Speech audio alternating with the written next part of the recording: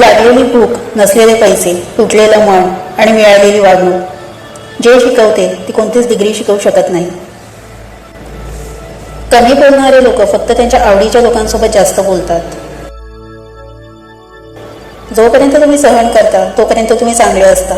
ज्या दिवशी तुम्ही प्रत्युत्तर देता त्या दिवशी तुम्ही वाईट झालेले असता.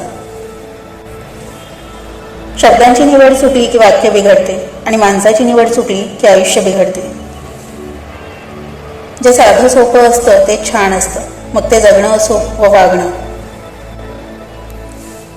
विषय किती वाढवायचा, कुठे थांबायचं व कुठे दुर्लक्ष करायचं हे ज्याला समजते तो जगातील कुठल्याही परिस्थितीवर मात करू शकतो.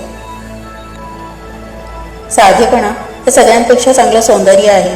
क्षमा ही चांगली शक्ती आहे. विनम्रता हा सगळ्यात चांगला स्वभाव आहे. आणि आपलेपणा हा सर्वात श्रेष्ठ नाता आहे. काही लोक बगळ्याच्या जातीचे असतात, वरून स्वच्छ पण मनाने काळे. त्या बगळ्यापेक्षा कावळा बरा, जो वरूनही काळा आहे आणि आतूनही काळाच आहे. नात्याचं गणित एकदा भावनेत अडकलं की ते शब्दातून सोडवणं कठीण असतं. माणूस हा प्राणी तोपर्यंत डॅशिंग असतो जोपर्यंत घरचे त्याला बाशिंग बांधत नाही. जीवनातील कटू सत्य, काहीच नसते तेव्हा अभाव नसतो, थोडेसे असते तेव्हा भाव नसतो आणि जेव्हा सगळं काही असते तेव्हा स्वभाव नसतो. जगात सगळ्यात मोठी वेदना म्हणजे आठवण, कारण ही विसरता येत नाही आणि त्या व्यक्तीला परतही देता येत नाही.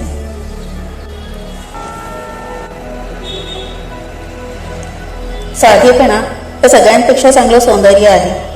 क्षमा ही चांगली शक्ती आहे. विनम्रता हा सगळ्यात चांगला स्वभाव आहे. आणि आपलेपणा हा सर्वात श्रेष्ठ नाता आहे. आज उद्या करता करता आयुष्य संपून जातं. मनासारखं जगायचं तेवढं मात्र राहून जातं.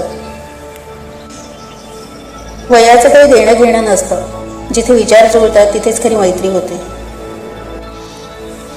आयुष्यात येणाऱ्या प्रत्येक व्यक्तीची फिलॉसॉफी वेगळी असते. कोणी वागायचं कसं शिकवतं तर कोणी जगायचं कसं ते शिकवतं.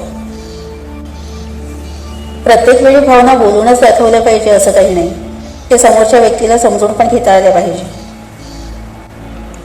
आयुष्य हे कवड्यांच्या खेळाप्रमाणे असते. तुमचा आवडता अंक आला नाही तर पुन्हा खेळावंच लागते. नाती ही झाडाच्या पानासारखी असतात. एकदा तुटली की त्याची हिरवळ कायमची निघून जाते. जपणं आणि साठवण यात फार मोठं अंतर आहे. साठवली जाते ती दौलत आणि जपली जातात ती माणसं. आयुष्य हे कवड्यांच्या खेळाप्रमाणे असते. तुमचा आवडता अंक आला नाही तर पुन्हा खेळावंच लागते. माझ्या जीवनात मी प्रत्येकाचं मन जिंकलं, पण माझं मन मात्र कोणाला जपता आलं नाही.